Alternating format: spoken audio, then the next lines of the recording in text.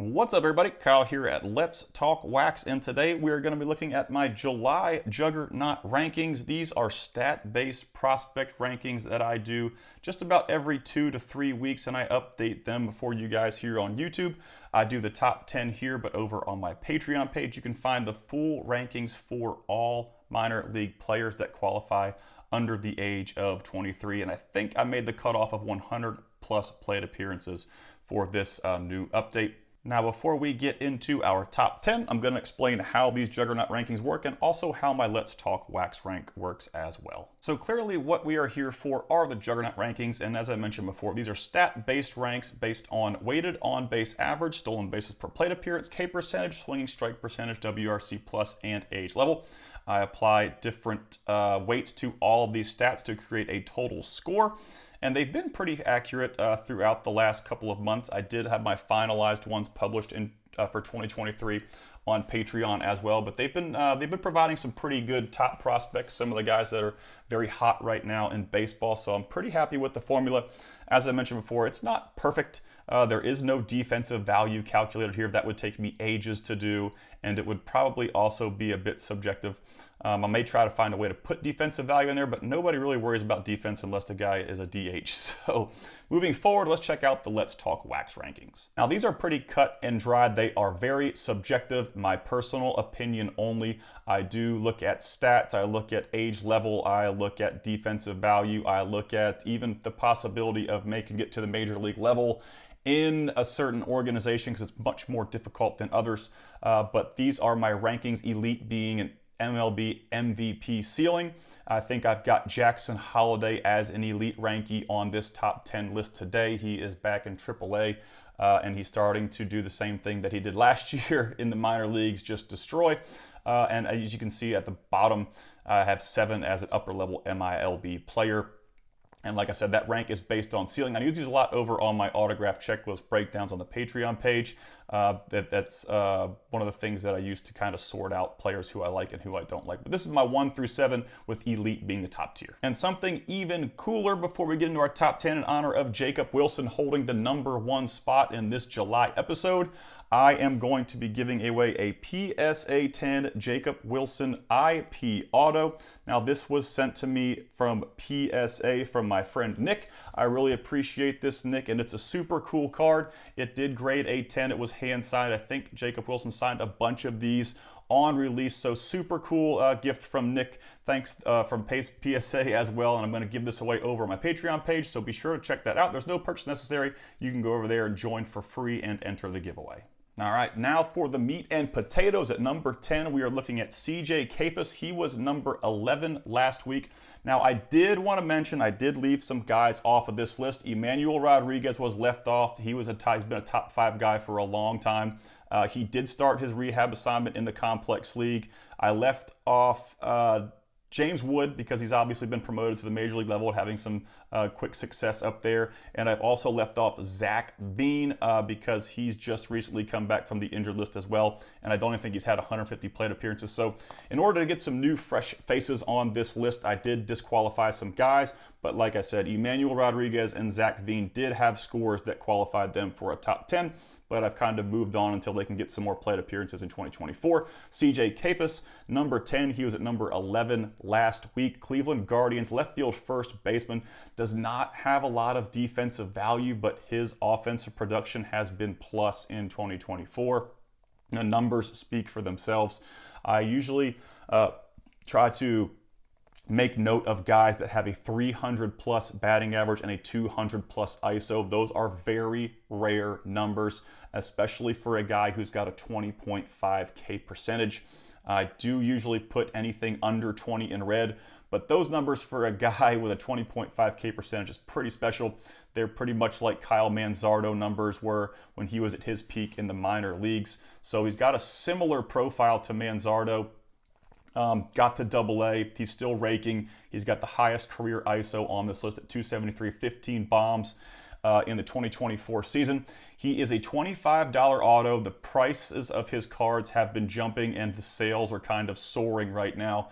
I have this cool app that I do have an affiliate link for. It's in my description that I can kind of track sales of players. It's called Card Hedge. It's a really cool app if you guys want to check that out. But that's how I kind of get my trends in the market on these guys. Another guy we're going to talk about is Jackson Holliday and how his prices have gone down over the last 52 weeks. His prices went from $650 and they're down to about $300 right now. So a cool tool there, but information that you guys can definitely jump on. It's nice to see, where guys are headed as far as the market goes, because sometimes players perform really well and the market doesn't really care about them, kind of like Carson Williams. We're going to talk about him in a minute. But number 9, we've got Samuel Basallo. Number 9, another guy whose prices are slowly trickling down, which is kind of surprising to me. I guess it's because he's not doing quite enough for the hobby to be like, oh, wow, this guy's an absolute stud. But he's still under 20 years old, playing in AA, hitting .274 with a 175 ISO. 12 jacks as a 19-year-old, playing a full season in AA. He didn't have any stats padded by high A. He started in AA. He's probably going to finish in AA or AAA if I had to guess this year. He's still splitting time between catcher and first base. He's doing a little more catching than first base, which is still positive. But I do foresee him, with Adley Rutschman being the big league catcher, I do foresee him maybe in a DH first base role. It's hard to tell how that kind of pans out at the major league level down the road, but the bat will definitely play, I think, anywhere defensively. It's been a special bat, 286 career average, 197 ISO. And like I mentioned before, Basallo's never had a gimme. He's never had a full season at low A. He's never had like a full season at high A. He's been challenged very aggressively by the Orioles. So his career numbers don't jump off the page, but that's why age level is so important to me. It's why I put it in the Juggernaut rankings. I think a lot of people sometimes overlook, maybe people that are getting into the prospecting hobby or the collecting of Bowman Chrome cards early, they may overlook age level sometimes and just go purely off of stats. So it's definitely something for you new prospectors to understand, is how important age level really is. He's number 12 on the top 100. He's Let's Talk Wax rank of 1. His cards are selling for about $85 right now. I think around last year, around release time, and even post-release, they were up in the 100s. So, like I said, it's not a huge drop for Basallo, but his prices have been trickling down a little bit, and the dude can swing it. So a big bet right there. Now, if you enjoy my content and you'd like to help support my channel, be sure to check out my Patreon page. I'll put a link to it in the video description. Over there, you can access tons of exclusive content, including Bowman autograph checklist breakdowns for every Bowman release since 2019 that include current and career stats, a brief write-up, and Let's Talk Wax ranks for all prospects on each checklist. I also have Bowman team break guides for all releases since 2020. You can get access to my Juggernaut rankings that rank each minor league player based on specific stats with files sorted by player and by rank, so you can easily find prospects in your collection. I also have a top 150 Bowman Chrome autos list and a top 150 Bowman Chrome autos under $50 list that I update 3 times per year. You can also get early access to all my video content and articles. On top of that, we have a private Let's Talk Wax Discord server with nearly 400 members to keep you up to date on all prospecting news and information. If you want to check it out, click the link in my video description. I want to give a huge shout out to everyone who already supports me over there as we close in on nearly 1,000 members. At number 8, Christian Campbell, he climbed from number 15 to number 8 in the last 2 or 3 weeks. He was promoted to AA, and he's just up there mashing.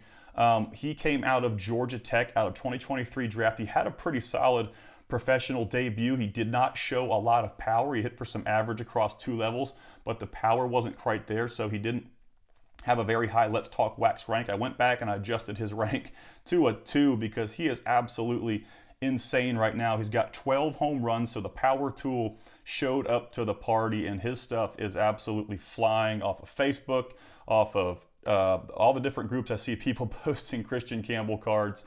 The kid is on fire right now. He can swing it. I don't think he's going to have impact speed, but I think the bat's going to be enough to play. He's got a 350 batting average, a 245 ISO, a sub 2 K percentage. The K sub 2 K to walk ratio, the K percentage is a little bit high, but I mean 23.2 compared to some other guys is pretty exceptional. So when guys get above the 25s, it's when I kind of get it. It's called my fringe range. That's what I'd put guys like Carson Williams, Brady House kind of fits in that fringe K percentage range. Anything above 30 is kind of like, oof, that's a risky hit tool. Might want to take note of a 30 plus K rate. So he's still pretty good at 23.2. But yeah, Christian Campbell kind of came out of nowhere. He's after a post-2023 draft, like I said, his numbers were pretty solid, but 2024 has been a very impressive year for him so far. I'm not sure if that's good news for Nick York or not, because he's been playing second base and center field, kind of getting like a Ceddanne Rafaela minor league look, where he plays infield and outfield. So Christian Campbell, definitely a guy to keep an eye on. Hopefully he can keep it up in the back half. This is his first full season, so he only played a short blurb last year after the draft. So like I said, full season coming up. He's got probably 200 more plate appearances to ride out in 2024. At number 7, we've got no stranger to this list, Moises Ballesteros. We've covered this guy almost on every episode. He's been in the top 10 for several weeks now. He's got a big bat with high floor K numbers. The guy has an advanced approach. He's got good power, and those are things I like about hitters when they have great K numbers, great K to walk ratios, and they have some thump. He also hits for average. The only thing going on with Ballesteros is his defensive upside, which is pretty low, but 20.6 between AA and AAA, some really good numbers there. I'm not going to go on a whole lot about Ballesteros. Sorry for the tongue twister there, because like I said, we've talked about him a lot on the channel and on these episodes so far. At number 6, we've got Carson Williams. Now, he's probably one of my favorite minor league players, especially since his K numbers are trending downward, and that's really exciting news for him. He's got 13 home runs and 22 stolen bases. I think he's got a very high ceiling with his power, speed, and defense look. I don't think he's getting a ton of love in the hobby. I have seen some Carson Williams stuff for sale, and it's kind of priced high. It's kind of hard to find on social media, but as far as like eBay goes, his stuff is still sitting around the $50 range. It's been there for about a year now, and I do think that he may be undervalued a little bit in the hobby, and it may be because of his K numbers. He's number 15 on MLB.com's top 100. He's getting a lot of exposure, so I don't really understand the deal here with the hobby and his values, but I do like Carson Williams a lot. 20.9, playing full season AA, 232 ISO, and like I said, the K numbers are trending down from his career at 30.4 to 26.4 at the toughest level of minor league baseball, which I do think is AA. But that's going to wrap up our 10 through 6, and we are going to jump into our top 25. We're going to take a quick look at the top 25 guys, and then we're going to jump into our top 5. So here is a quick look at our top 25, and as I mentioned before, if you guys want to catch all of my rankings for all qualified players, you can find them over on my Patreon page. They're sorted by player and by rank. So if there's a guy you just want to look up that you collect and you want to see where he falls on the Juggernaut ranking system, you can do that over on Patreon. These are cumulative stats for the entire year, so they build upon each other every month. These aren't like the hot sheet updates that I do that are only based on the last 15 days. These are cumulative throughout the year, so these guys have been performing pretty much all year. And you can see some pretty surprising names on here. Luke Keshaw, we're going to get to him in a minute in my top 5. Christian Campbell jumped on there. Kafa's kind of a surprise. Hao-Yu Lee has been a very big surprise in 2023. James Trianos has a very, very plus hit tool and some speed. I can't say I'm surprised he's on the list. We've got Kobe Mayo, not a surprise at all. Bryce Matthews has kind of jumped off the page in 2024. Roman Anthony has been a big bat since release in 2023. Bowman, Nacho Alvarez having a really, really big year in 2024. Some defensive upside, some hit speed upside there. If he runs into some power, look out. Edgar Quiero is probably the most underrated man in the minor leagues. He was traded to the Chicago White Sox as part of the Dylan Cease deal last year.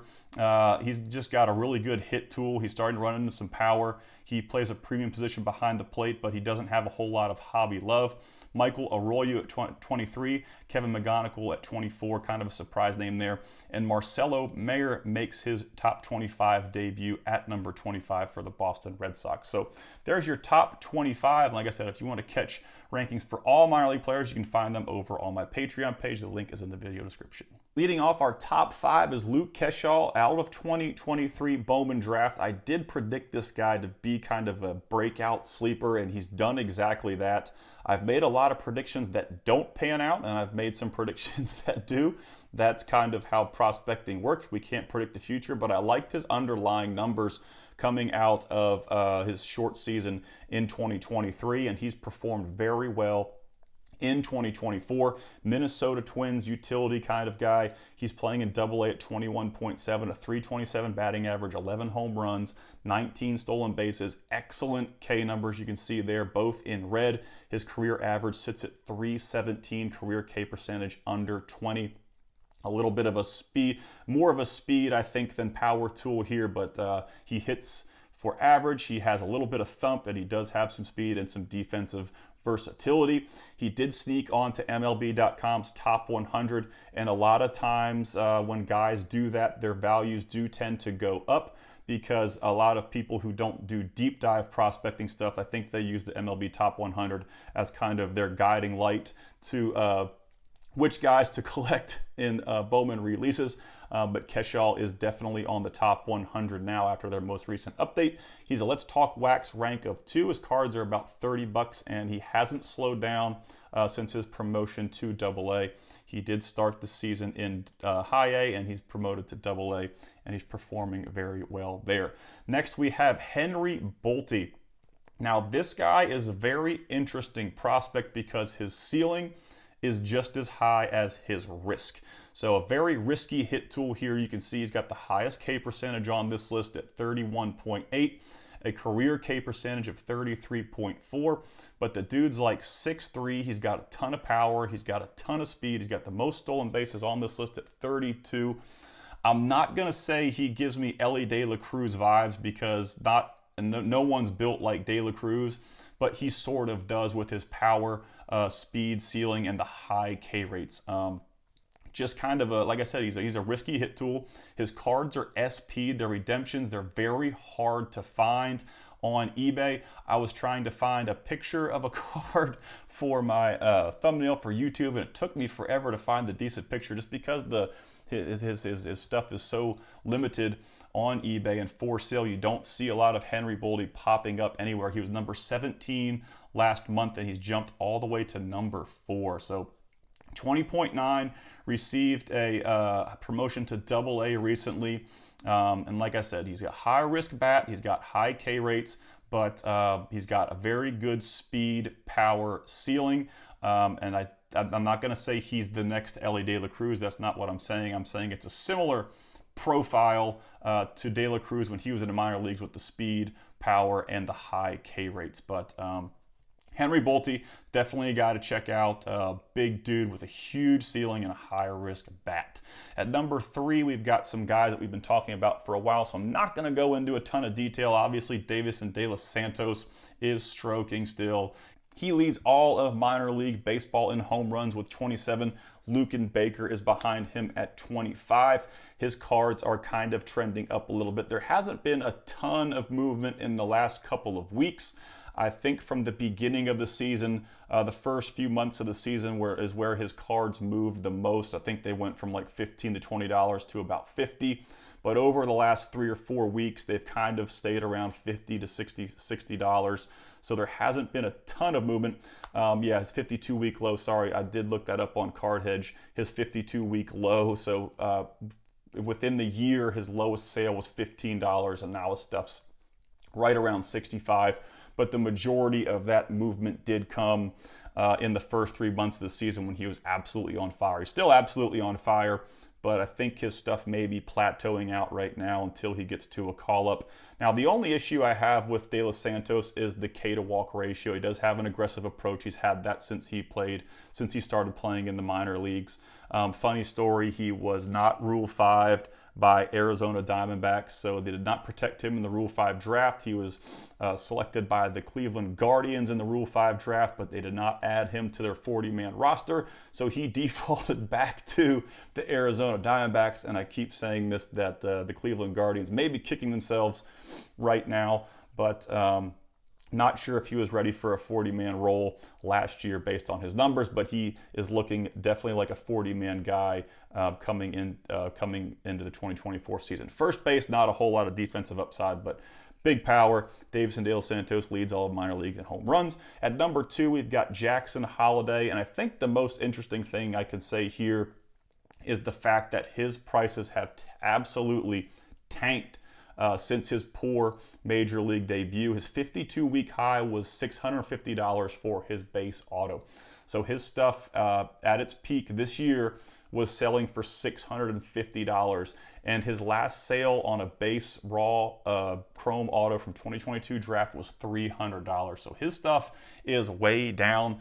It's very strange to me sometimes how quickly people can write off prospects, and just be like, he struggled in his major league debut, and now he's back to AAA, raking at 20.6 years old, and his card value has been cut pretty much in half. So definitely an interesting look there market-wise, but I still love Jackson Holliday. I still think he's going to be a special player. Second base shortstop, 20.6. He takes more walks than he strikes out. He's still got really solid numbers, 306 career batting average, 20.1 career K percentage. He's still number 1 on MLB.com's top 100. He's an elite rankee, the only elite rankee on this list for me out of 2022 draft. So he had a slow month in June, but he's starting to pick back up in July. So look out for Jackson Holliday, and don't forget about him, please. He's going to be a special player. I think, my subjective opinion, can't predict the future, but that's just me. At number 1, we've got Jacob Wilson, and this guy was on the DL for a while with a knee injury. He is back in action, and he is absolutely on fire. He climbed 2 spots to number 1 since getting back from the injured list. He's hitting .456, the highest batting average on this list. He's got 7 home runs, and that was the big thing with Wilson coming out of the draft, was how much power he was going to run into. It's starting to look like he could be a 15 home run guy, maybe at the major league level. I don't think it's going to be impact power. His ISO is definitely juiced by a small plate appearance sample size. I don't think over the course of 500 plate appearances he's going to hold a 263 ISO, but he has got a special hit tool, special, 411 batting average on his career, and he's got a career high in home runs at 7 right now. So Jacob Wilson has been gaining some popularity in the market. He's only got a 295 plate appearance sample size over his career in the minor leagues, but he's done nothing but hit for average. He's got an 8.1 K percentage on his career, a 7.0 K percentage on the 2024 season. He does not strike out. He makes a ton of quality contact. And like I said, he is running into more power. How impactful that power will be, I don't really know, but it is growing. And I think that was kind of the fuel that let this rocket, fly, is the 7 home runs he's posted so far, over 184 plate appearances in 2024. And as I mentioned before, don't forget to head over to my Patreon page. A big thanks to my friend Nick from PSA for sending us a sweet card to give away. Be sure to check that out in the video description. And that's going to wrap up our top 10. I want to give a huge shout out to all my Patreon level 3 sponsors. You guys rock. If you guys enjoyed this content, don't forget to subscribe. I run this show about every 2 weeks on the Juggernaut, and I do the prospect hot sheets every 2 weeks as well that cover players over the last 15 days. Some other cool content mixed in there. It may be cool to you, it may not be cool to you, but if you want to check it out and you want to subscribe to the channel, please do. Y'all have a great day.